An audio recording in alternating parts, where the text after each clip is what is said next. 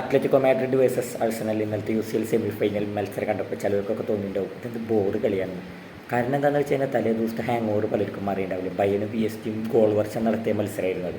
പക്ഷേ ഫുട്ബോൾ എന്ന് പറയുമ്പോൾ രണ്ട് ഘട്ടമുണ്ട്. എന്ന് വെച്ചാൽ ഗോൾ അടി മാത്രമല്ല ഫുട്ബോൾ, ഡിഫൻസിൻ്റെ ശക്തിയും കൂടി തെളിയിക്കേണ്ടതാണ് ഫുട്ബോൾ.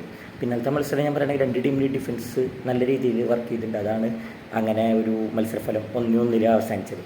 നല്ലൊരു ഫുട്ബോൾ തന്നെയായിരുന്നു. പെനാൽറ്റി ഗോളുകളാണ് രണ്ട് ടീമിന് കിട്ടിയത്. ചെറിയൊരു മിസ്റ്റേക്ക് വരുത്തിയതാണ്. പക്ഷേ ആർസണലിന് അവസാനം കിട്ടേണ്ടിയിരുന്ന പെനാൽറ്റി എന്തുകൊണ്ടാണ് ഓവർടേൺ ചെയ്തതെന്ന് എനിക്കിപ്പോഴും അറിയില്ല. അത് കോണ്ടാക്റ്റ് ചെറുതോ വലുതായിക്കോട്ടെ, കോണ്ടാക്റ്റ് ഉണ്ടെങ്കിൽ അതും റഫറി പെനാൽറ്റി വിധിച്ചത് തിരുത്തേണ്ട ആവശ്യം ഉണ്ടായിരുന്നില്ല എന്നാണ് എനിക്ക് ഫീൽ ചെയ്യുന്നത്. പക്ഷേ എന്നാലും കുഴപ്പമില്ല. മത്സരം 1-1 സമനിലയിൽ തീർന്നുകൊണ്ട് തന്നെ അടുത്ത പാദത്തിൽ ആർസണലിൽ വെച്ച് നടക്കാൻ പോണ മത്സരം, നോർത്ത് ലണ്ടനിൽ വെച്ച് നടക്കാൻ പോണ മത്സരം കടുപ്പമേറിയതായിരിക്കും. അവിടെ എന്തായാലും സിമിയോണിയും കൂട്ടരും രണ്ടും കൽപ്പിച്ച് തന്നെ വരും.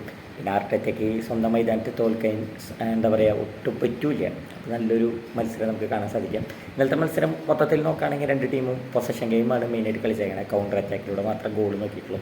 പിന്നെ ആർസണലിൻ്റെ എപ്പോഴും ചീത്ത പേരുണ്ട് സെറ്റ് പീസ് ടീമെന്ന്. അപ്പോൾ അത് ഇന്നലെ അവർ വീണ്ടും കണ്ടിന്യൂ ചെയ്തു. പക്ഷേ അത് അവരുടെ ഡിഫൻസിൻ്റെ ക്വാളിറ്റിയാണ്.